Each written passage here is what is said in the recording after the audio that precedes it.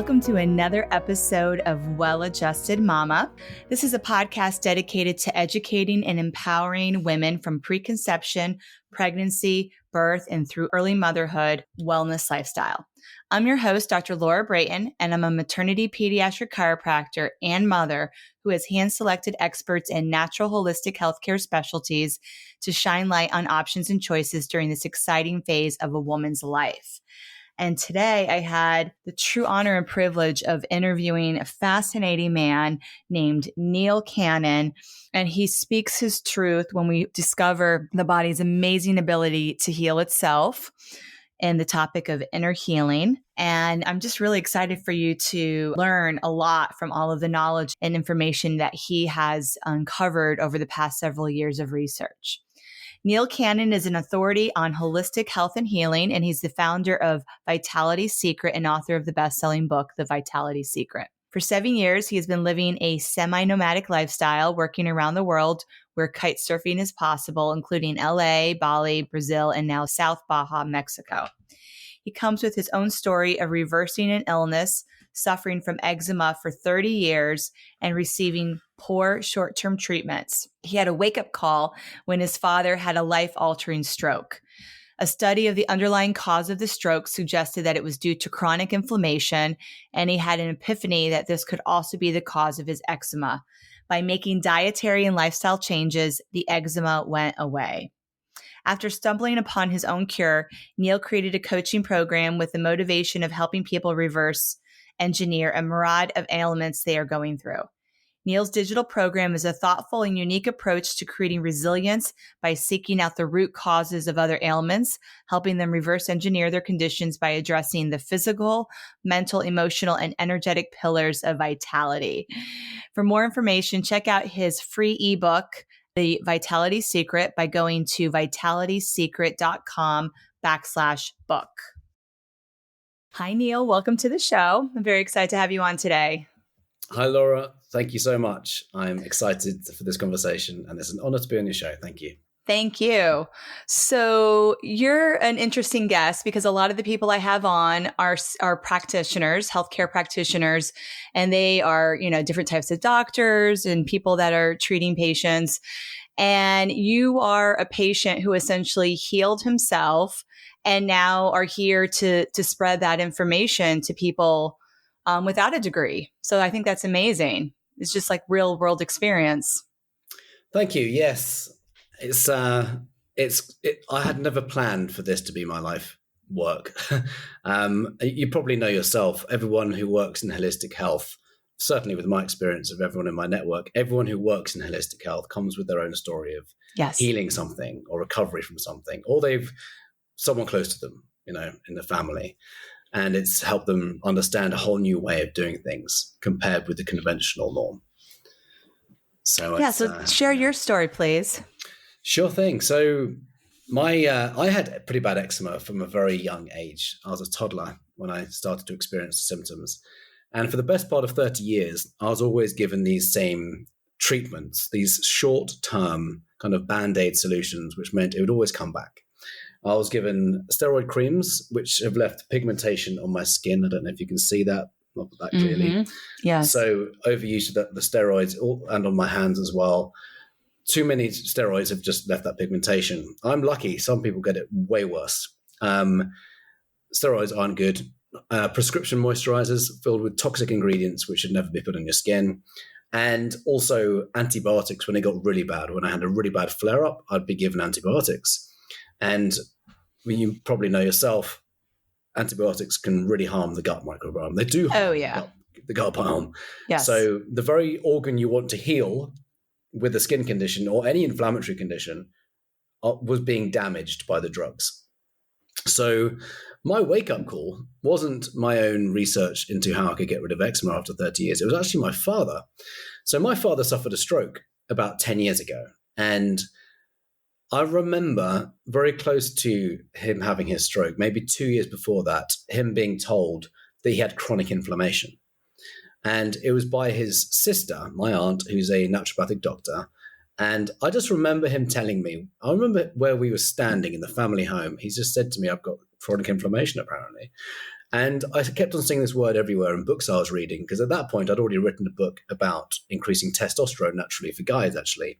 I won't go into that too much now, but I saw this word inflammation, and I was starting to connect some dots. And I had this inner knowing in my heart that his stroke was avoidable. I was convinced it was avoidable because I was thinking chronic inflammation, it's a cause of something. And I'd heard of it being the underlying cause of almost everything. So I did some research. I read some books, watched some documentaries, I watched some interviews, and very quickly it became very clear to me that chronic inflammation is the underlying cause of almost every chronic illness. So the asthma he'd had since 12, which is a fully reversible condition, contrary to popular belief, the high blood pressure, which ultimately led to a stroke, all of that was symptomatic of chronic inflammation. So I essentially proved my hypothesis. And I also realized that the chronic inflammation was also the underlying cause of my eczema. I saw it described as an inflammatory disease. I didn't like the term disease. I think of it as dis-ease. It's the body out of ease. Yes. And I went about changing my diet, my lifestyle habits, my thoughts, my emotions. I went on a bit of a journey, if you will, although it didn't take that long to be quite open with you because the dietary piece had a huge effect. So I changed quite a few things, and very quickly my eczema went away. I can't say it's cured because cure suggests it will never come back. I see eczema as a symptom of the underlying cause, which is a symptom of root causes. So my eczema can come back if for whatever reason my body becomes toxic in any way. And that can be my thoughts, that could be my emotions, it could be something I'm eating. So it's effectively gone. And I've been helping people for the best part of 7 years, no, longer than 7 years, reverse chronic inflammatory health conditions. So not just skin conditions, which have included eczema, psoriasis, acne, rosacea, also other conditions like IBS and arthritis and gout, chronic pain, fibromyalgia, pre-diabetes, type 2 diabetes, high blood pressure, high cholesterol.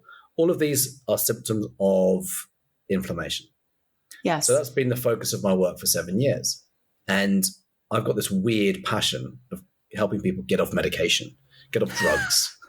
I share that passion. Right. It's just, I think most of us are aware that they don't get to the cause. They are just masking symptoms. Yeah. And sometimes they don't even do that, by the way, and they just cause new symptoms. Exactly. And I've heard that so many times. I've got my own podcast and I interview people who reverse incurable illnesses according to Western medicine.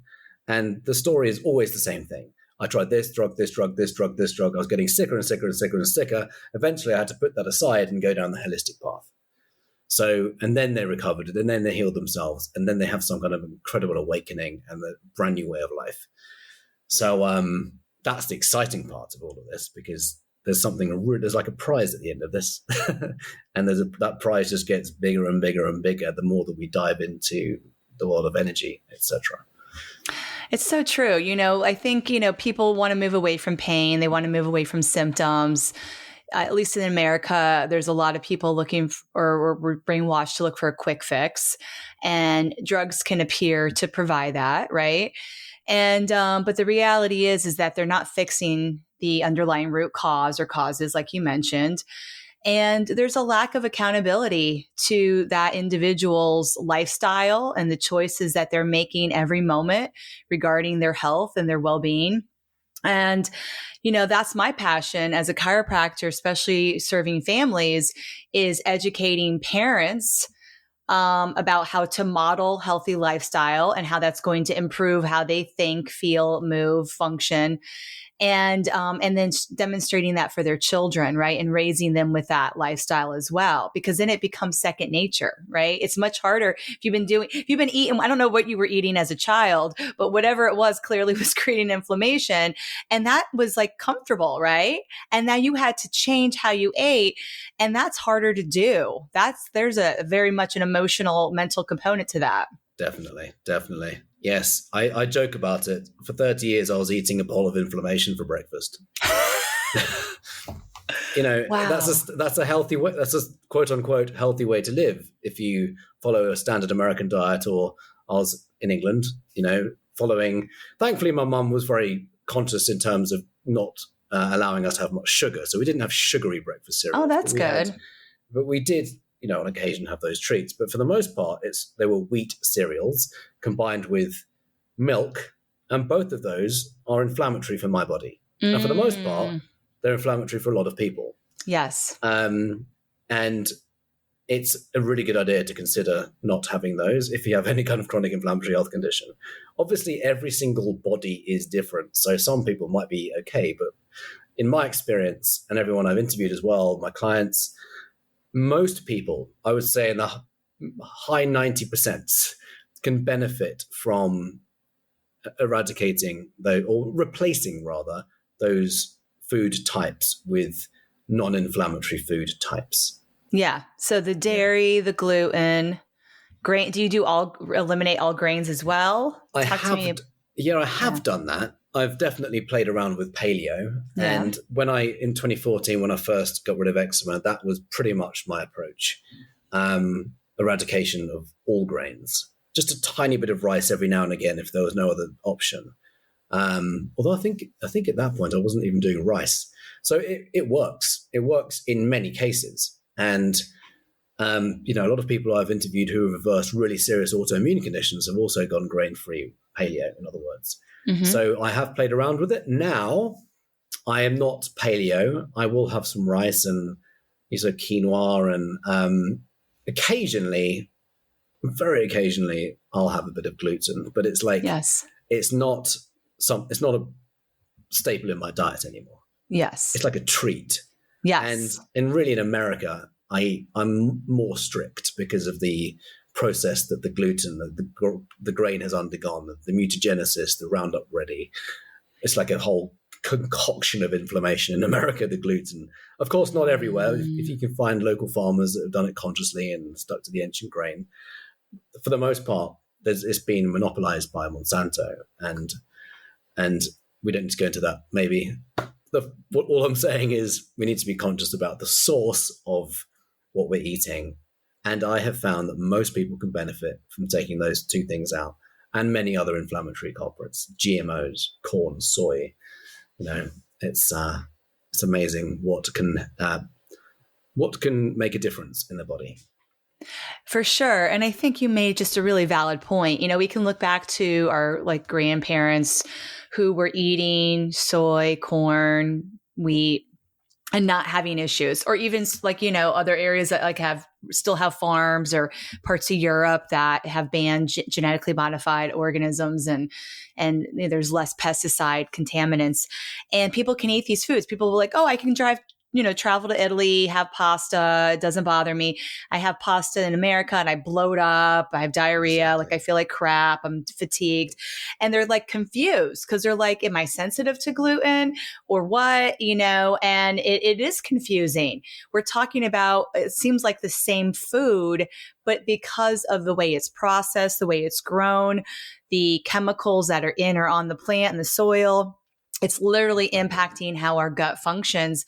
I would love for you to speak a little bit about Roundup and what it does to our gut, if you don't mind. Well, that can be summarized in a very, very quick statement. It's Roundup is not in alignment with the nature codes. There is nothing about it that is in alignment with nature. It's a chemical. It's got cancerous product in it that's been proven, glyphosate, and yet it's still being sprayed on crops. So it's just bad news. And one of the best clues I think that we have, if we're getting ill, is what are we doing that's not in alignment with nature? What has been tampered with by man?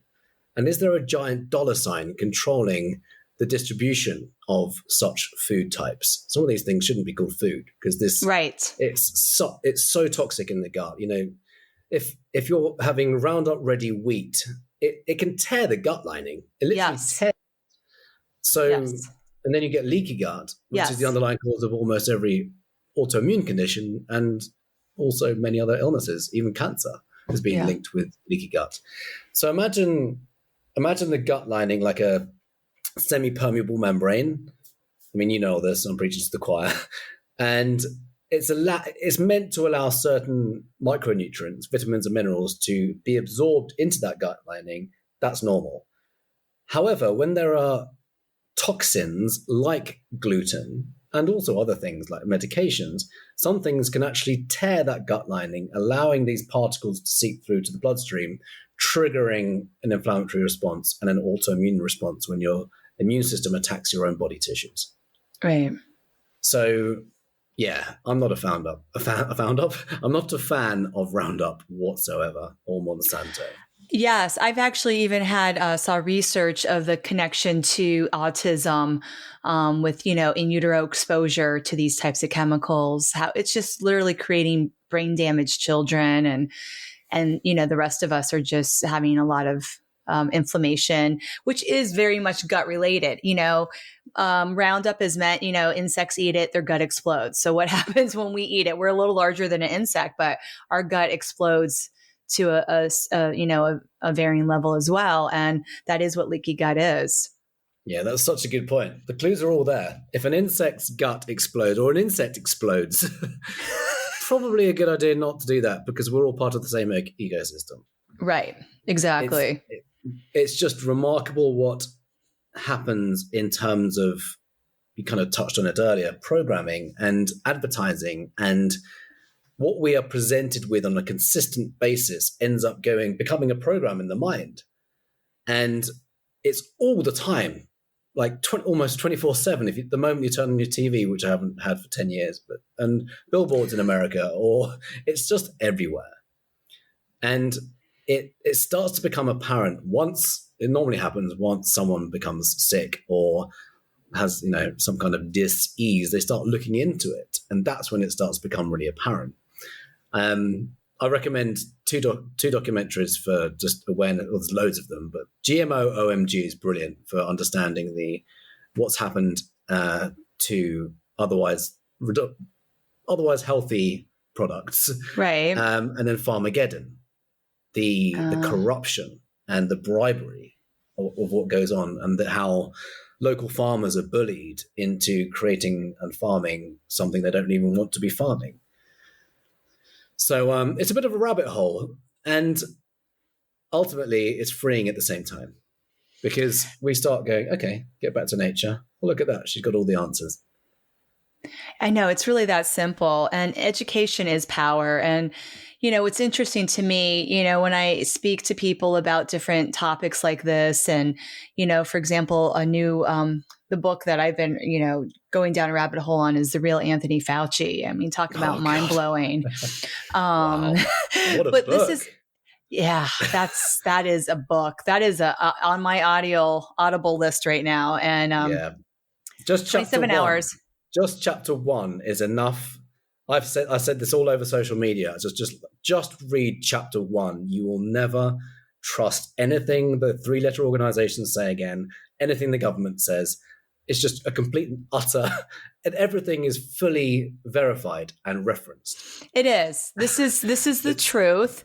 The truth sucks sometimes. It's hard to hear. I mean, I'm probably out of the 27 hours, I'm about 20 hours in, and sometimes I have to take a break and driving in my car because it kind of just wrenches your gut when you keep hearing these stories one after another of the corruption, the greed, the really just the evil that goes into essentially, like you mentioned the dollar sign. So who's paying money to get their agenda passed, and at the cost of what?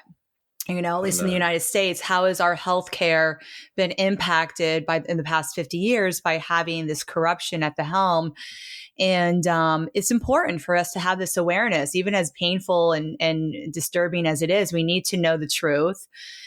We need to know about censorship, right? And how that is playing a big part. And the brainwashing, like you mentioned, with mass media.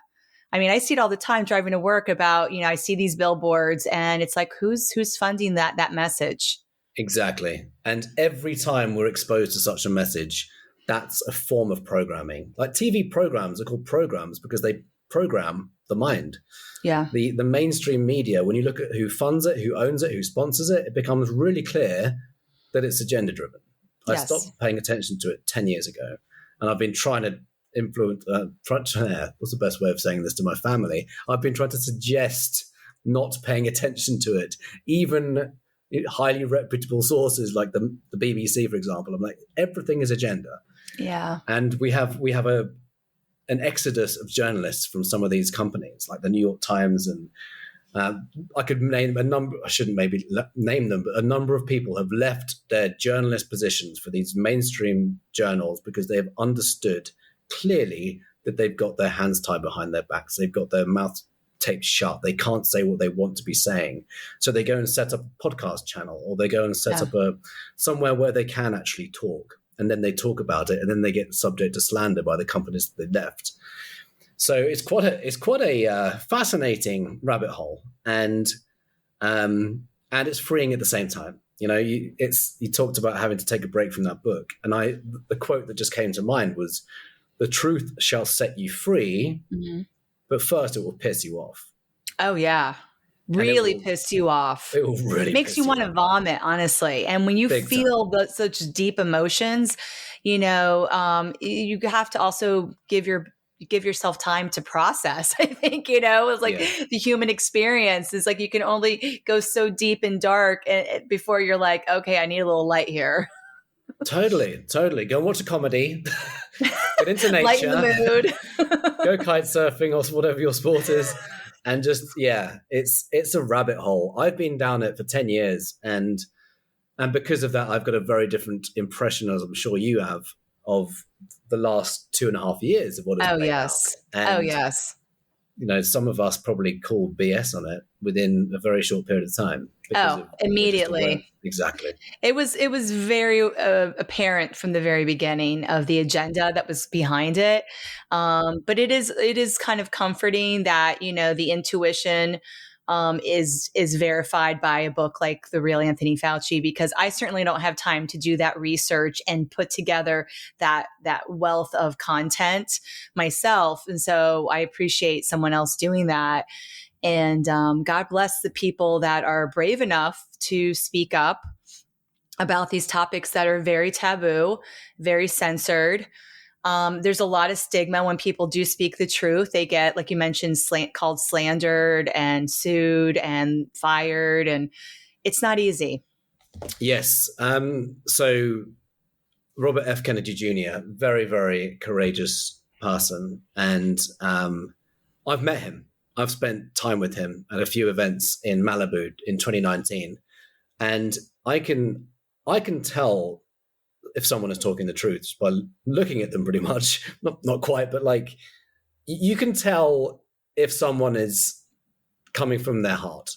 Yes. And I can tell that with him. Yes. I've shaken his hand. Me too. And I met Andrew Wakefield at the same event, and I've shaken his hand, had a glass of wine with him. And he looked at me in the eyes, and I can see, I just got covered in goosebumps, if someone is talking the truth. And it's a feeling, it's a knowing, it's like it comes from your heart intelligence. So, you know, you mentioned earlier about suspecting something was up in the last 2.5 years. Immediately, I was the same. Yeah.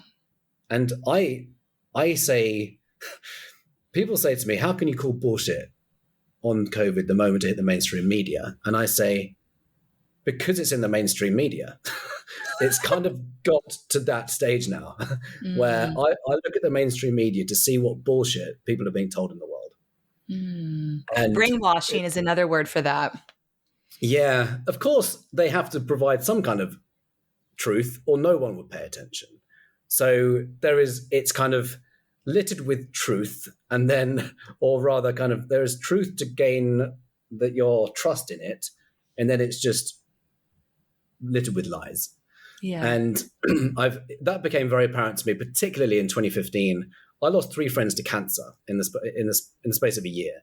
Wow. And just like I did with my own eczema, my dad's stroke, I started researching cancer a lot. And I was like, what is it? Because if everything else isn't what the mainstream tells us it is. What is cancer?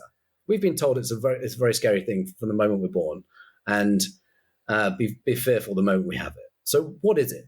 And I really started researching it, and I had this inner knowing that it's not what the mainstream leads us to believe that it is. And very quickly it became apparent.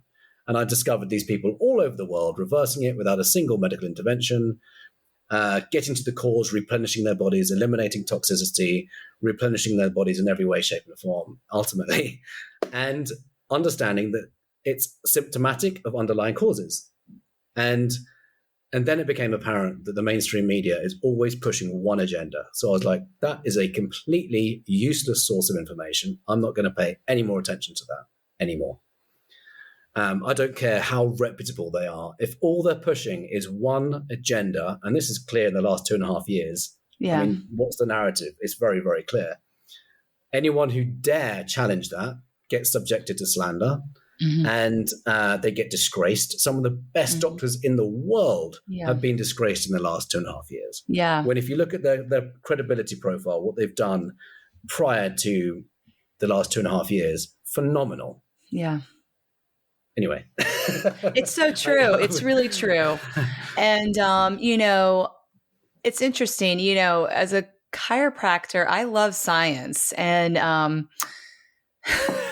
it's funny, I was even brainwashed like, oh, I'm not a real doctor, right? So like, am I really into science? I'm like, yes, I am. I love science because science is about always challenging the hypothesis and not just accepting, I still tell people the germ theory has been disproven and they look at me like I have two heads. I'm like, germs do not cause disease.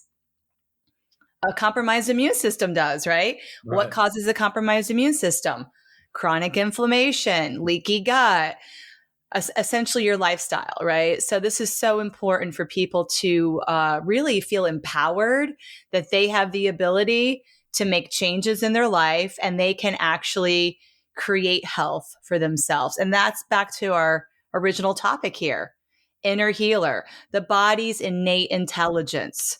So if somebody is feeling crappy, who's listening to this, what can they do immediately to start igniting that inner healing within them? Yeah, great question. I think it's always an empowering thing to know that the body is constantly regenerating. It is constantly healing itself. If you cut your arm, you can, over the space of a day or two, you can virtually watch your arm heal itself, the skin heal itself. The skin is an organ like every other organ in the body. It's constantly regenerating. So if we're sick, that is a symptom of something out of alignment in the body. There's some kind of toxicity in the body. That could be a physical toxin. It could be our thoughts. It could be our emotions. Something is out of alignment. And the symptom is there to give us an indication to do a bit of digging. That's it. It's like a warning light in the car saying, if the oil light comes on, take your car to the mechanic, have the oil changed. Don't take your car to, I don't know, someone who's going to just smash the light bulb in the dashboard, or cut the wire so that you can't see the light anymore. Exactly. I just literally gave that analogy in my last podcast. Oh, really? Yes, it's so true. You're not just going to get a hammer and just smash the warning light. I don't want to know about my check engine light. I don't want to see it. I don't want to know anything about it. La la la la la la la. La la la la la. I'm not listening. Yeah. So imagine we did that. The engine's going to break a few hundred. Oh, it's going to blow up. It's going to blow up. So what happens with medications? We take these medications, masking the symptoms, completely ignoring the warning sign, allowing that root cause to worsen unnoticed because the symptoms have been masked. And that fire, that inflammation in the body gets bigger and bigger and bigger. And then what might happen is another drug is taken, which also is causing more harm because there's not a single medication on the market that doesn't come with side effects. Right. So back to your question. What does one do if someone's sick?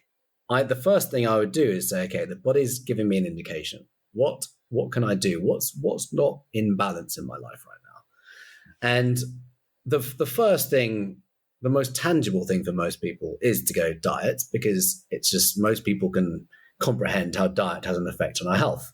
So if we go to an anti-inflammatory diet, we touched on a couple of those staples earlier.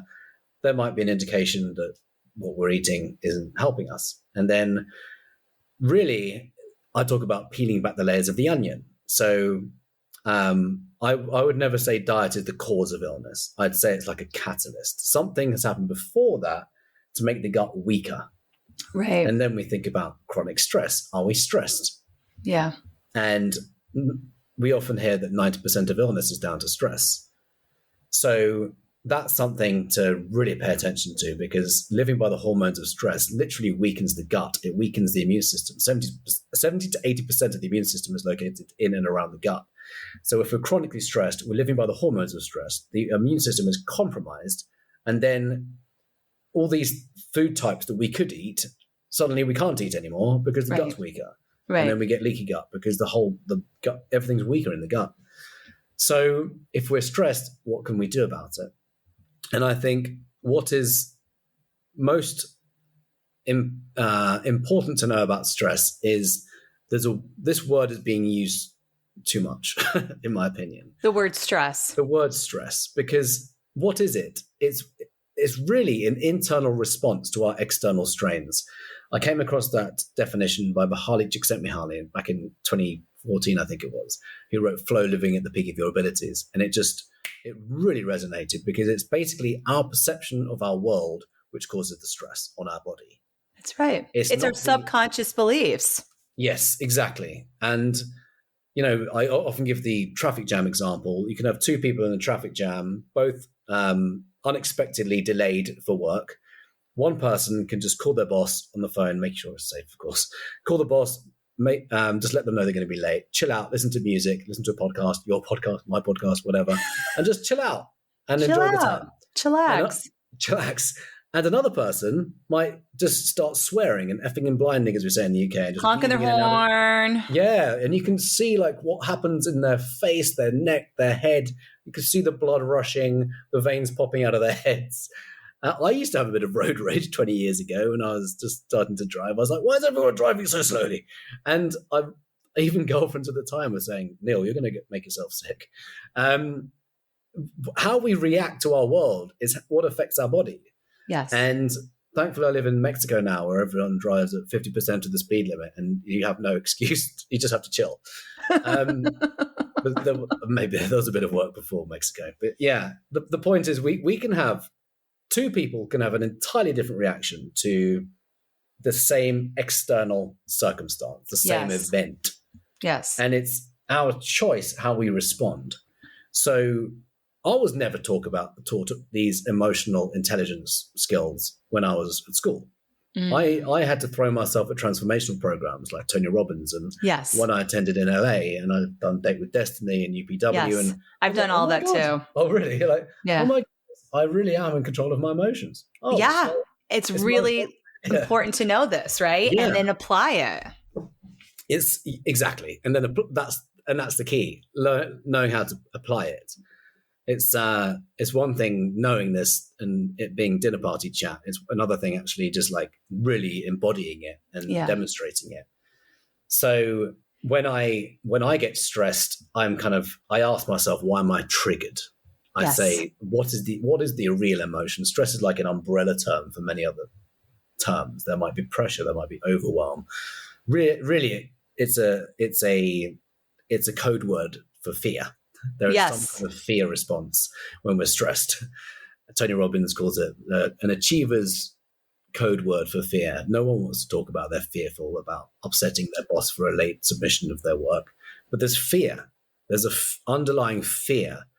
If, a deadline's being missed or if they're going to be late for someone, there might be someone you fear disappointing at the other end.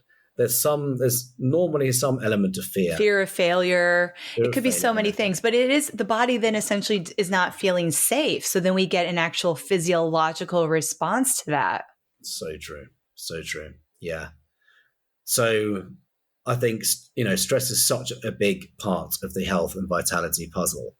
And it's like a combination of understanding some emotional intelligence techniques and also understanding the role of trapped emotions and trauma. Because when you're peeling back the layers of the onion of stress, why are some people reactive and some people not? One person would just relax in that traffic jam, the other person's super reactive. Why is that person so reactive? Well, chances are there's some unresolved trauma there, PTSD, and that doesn't have to be a really intense trauma that happens in one's life. It could be an argument with a sibling or a parent when you're 5 years old or something. Something has left an energetic imprint in the body which is causing basically this reaction, because something triggers you with the same frequency that triggered you when you're 5 years old. And that, I think, is really fascinating, because we can peel back the layers of the onion, go, where's the trauma? What was the trauma? And I like to use the word trapped emotion because it's less charged that time. And I'm sure you're familiar with kinesiology. You can use kinesiology to find out the names and locations of traumas and where they're stored, they're stored in the organs, and how they drop in the flow of electricity, etc.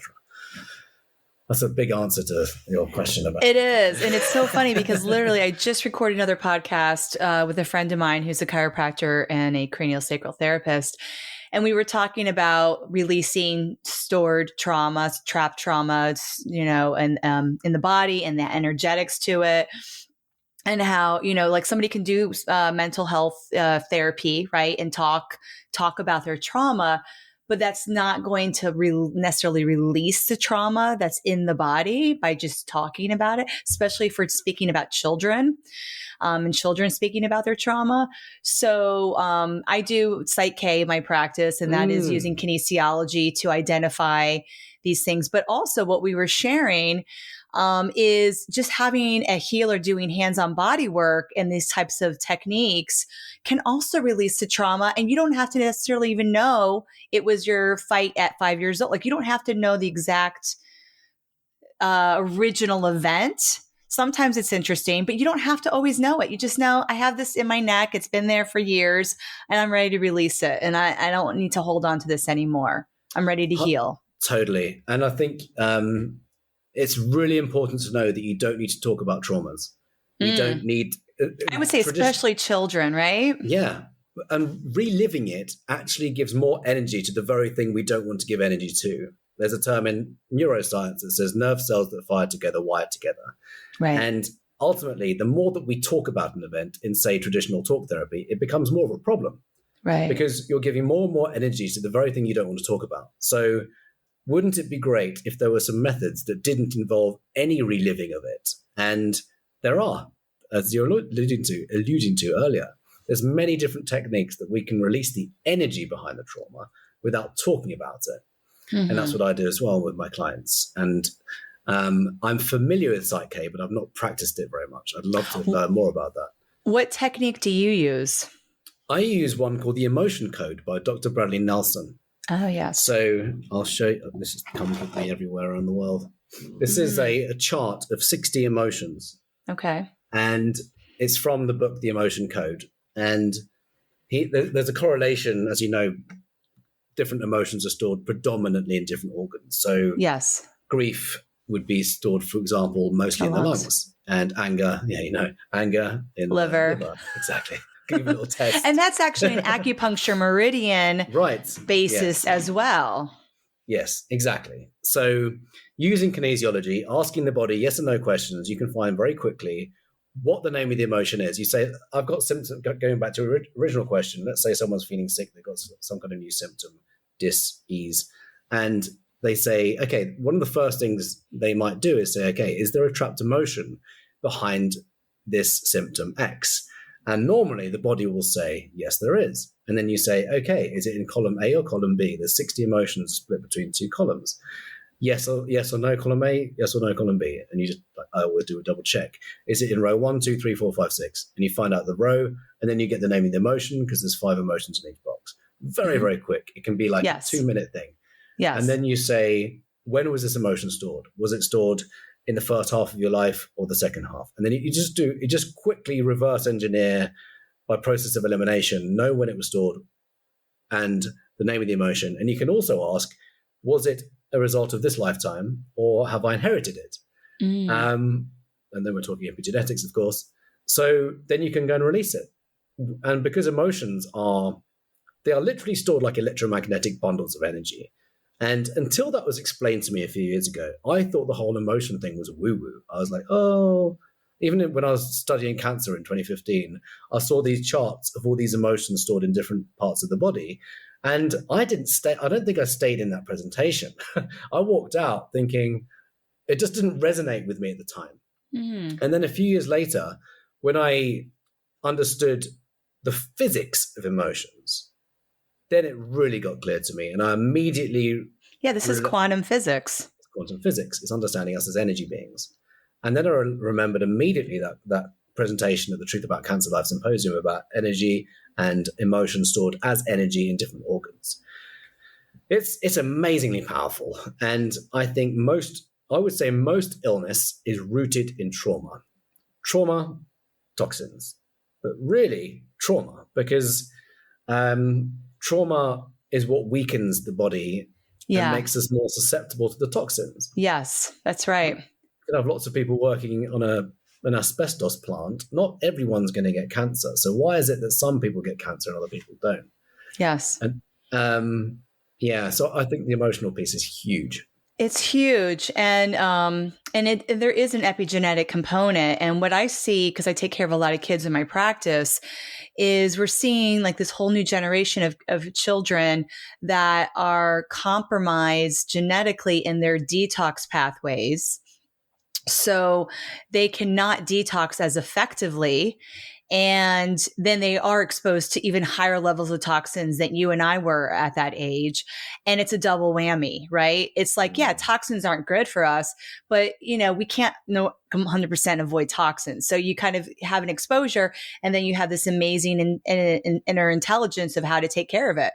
Your liver, your kidneys, and your gut do their job and get the toxins out as quickly and efficiently as possible. But if you are compromised in your detox pathways and you then are exposed to toxins, those toxins get stored in the body as well, just like the trauma.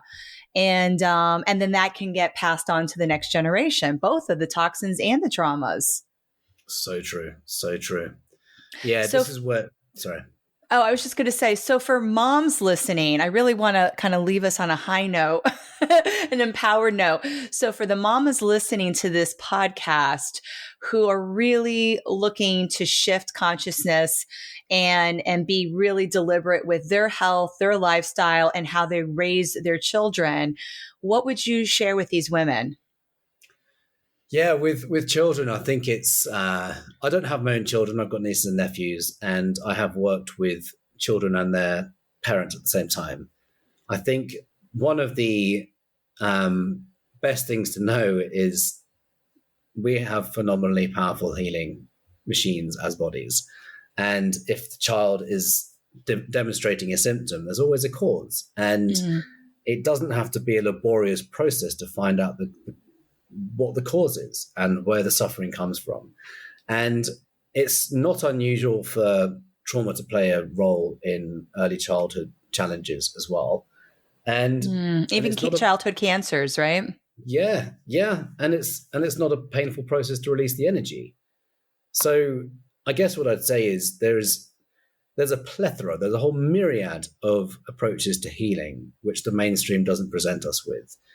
And I would just suggest to explore these ways, because it's actually really quite interesting and fun. And I think vitality gets to be fun. I think healing gets to be fun.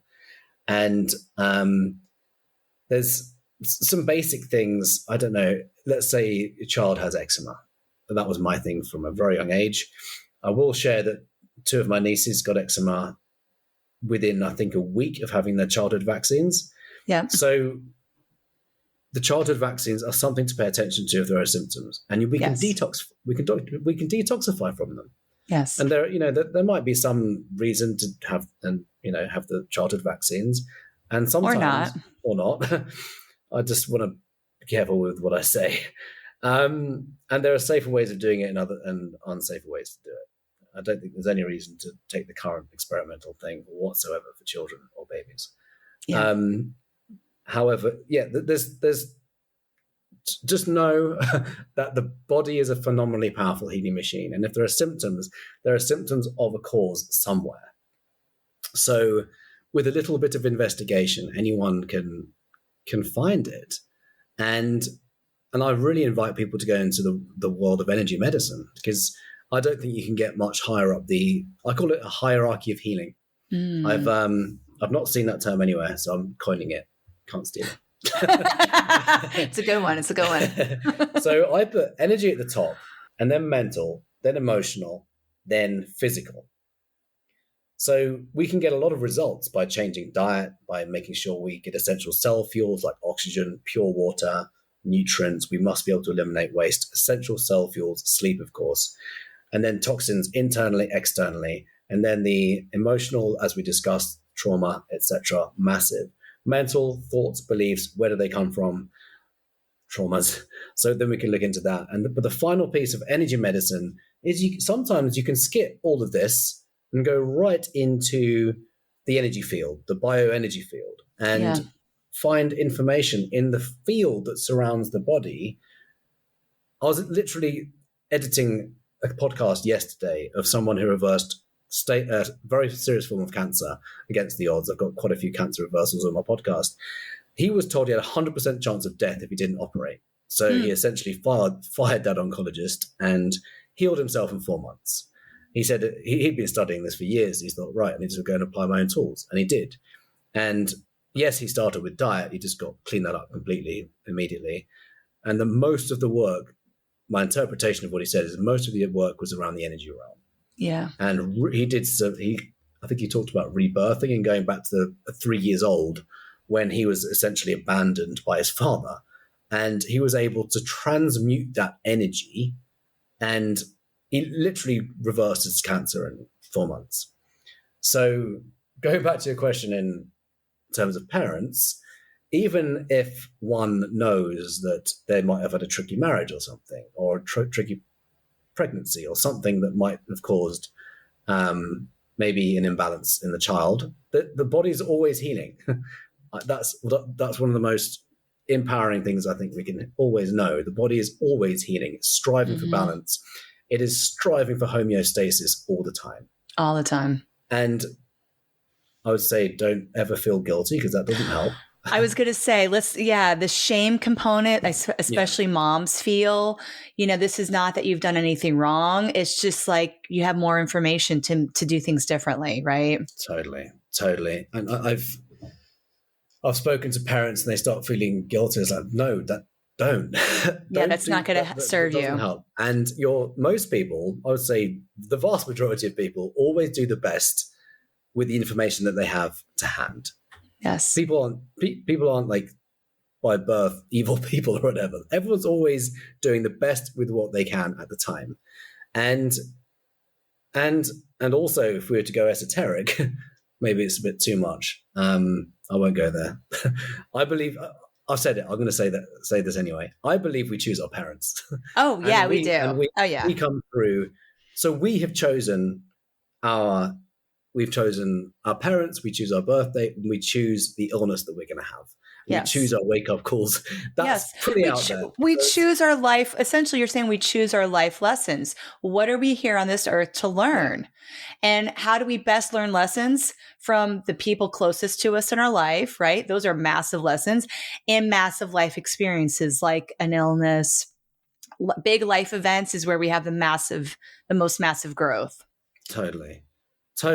And may I say just one more thing about the child thing and choosing parents? For me, I've had so many readings and I've done loads of trauma release and all kinds of things. I did a reading recently that revealed that I chose my eczema.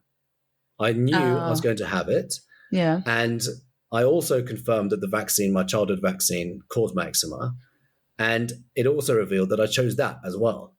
So if the child is experiencing whatever symptom, one thing that I think is just wonderful to know is the child has chosen chosen you as a parent, and everything happens for one's own growth and experience and opportunity.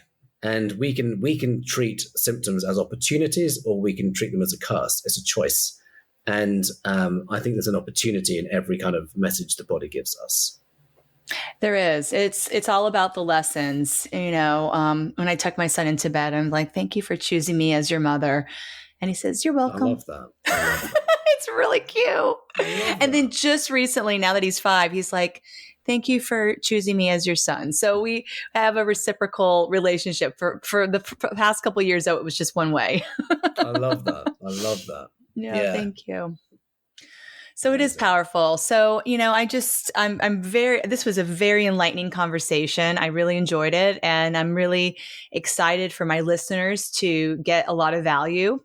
We touched on subjects that Well-Adjusted Mama has not gone there before.